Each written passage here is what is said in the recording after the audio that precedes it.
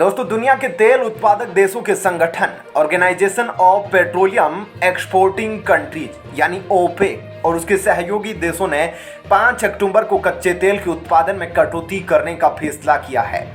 दोस्तों, ओपेक के मुख्यालय वियना में 30 मिनट तक चली बैठक में यह तय किया गया कि 20 लाख बैरल प्रतिदिन तेल का उत्पादन कम किया जाएगा। ओपेक का यह कहना है कि यह कदम कच्चे तेल की कीमतों को स्थिर रखने के लिए उठाया गया है। साल 2020 के बाद यह ओपेक और उसके सहयोगियों द्वारा की गई सबसे बड़ी कटौती है। दोस्तों, जाहिर सी बात है, जब कच्चे तेल का उत्पादन कम हो जाएगा तो दुनिया भर में इसकी कमी होगी और फिर दाम भी बढ़ेंगे, यानी आने वाले वक्त में पेट्रोलियम के दाम और ज्यादा बढ़ने की संभावना है। विशेषज्ञ मानते हैं कि सऊदी अरब, ओपेक और रूस वाले संगठन ओपेक प्लस के इस प्लान का सिर्फ बढ़ती कीमतों से ही वास्ता नहीं है, इसके जियोपॉलिटिक्स यानी कि भू राजनीतिक मायने हैं। दोस्तों, इस फैसले से अमेरिका के राष्ट्रपति जो बाइडेन को भी झटका लगा है, जो काफी महीने से इस कोशिश में लगे हुए थे कि तेल की कीमतें कम ही रहे।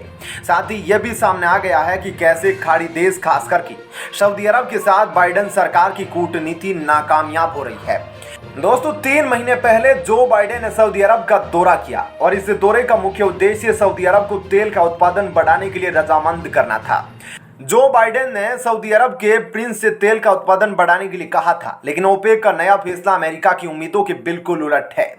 दोस्तों, इस फैसले से तेल के दाम तो बढ़ेंगे ही, साथ ही पश्चिमी देशों की उन तमाम कोशिशों के लिए झटका है जिससे वह रूस की तेल से होने वाली आमदनी को कम करना चाहता था, क्योंकि रूस इस पैसे का इस्तेमाल यूक्रेन के साथ युद्ध करने में कर रहा है। अमेरिकी अखबार न्यूयॉर्क टाइम्स ने अमेरिका के ऊपर इस फैसले का क्या असर होगा, इसको लेकर एक विश्लेषण छापा है। इसके मुताबिक वियना में हुई ओपेक की बैठक का नेतृत्व सऊदी अरब और रूस ने किया। ओपेक के इस फैसले ने एक तीर से 3 निशाने साधे हैं। इससे अमेरिका की घरेलू राजनीति, विदेश आर्थिक नीति और यूक्रेन युद्ध नीति तीनों प्रभावित होंगे। दोस्तों, सऊदी अरब का कहना है कि वैश्विक मंदी की चिंता के कारण तेल की कीमतें कम हो रही थी, जिससे कुछ समय में तेल की कीमत $120 प्रति बैरल से घटकर $80 प्रति बैरल हो गई। इससे तेल उत्पादक देशों को आर्थिक तौर पर नुकसान हो रहा था, इसलिए सऊदी अरब को यह फैसला करना पड़ा। दोस्तों, जो बाइडेन के सऊदी अरब दौरे के महत्व और मजबूरी पर विस्तार से चर्चा की गई। रिपोर्ट में कहा गया कि जब अमेरिका ने रूस पर प्रतिबंध लगाए, तब से खाड़ी देशों का महत्व और बढ़ गया है। रूस पर अमेरिका की ओर से ऊर्जा पर लगाए गए प्रतिबंध ने अमेरिका और यूरोप में गैस और तेल की कीमतों में आग लगा दी है, जिससे अमेरिका में राष्ट्रपति जो बाइडेन की लोकप्रियता में कमी आई है।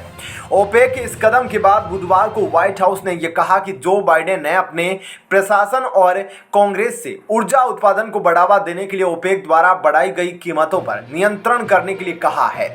दोस्तों, न्यूयॉर्क टाइम्स लिखता है कि वियना में हुई ओपेक की बैठक में जो कुछ हुआ, उससे यह जवाब मिल गया है कि अब अरब देश रूस और यूक्रेन युद्ध में कहां खड़े हैं।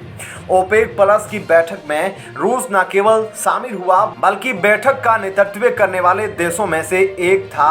ओपेक के इस फैसले से रूस को तेल के बदले मिलने वाले दाम और ज्यादा मिलेंगे।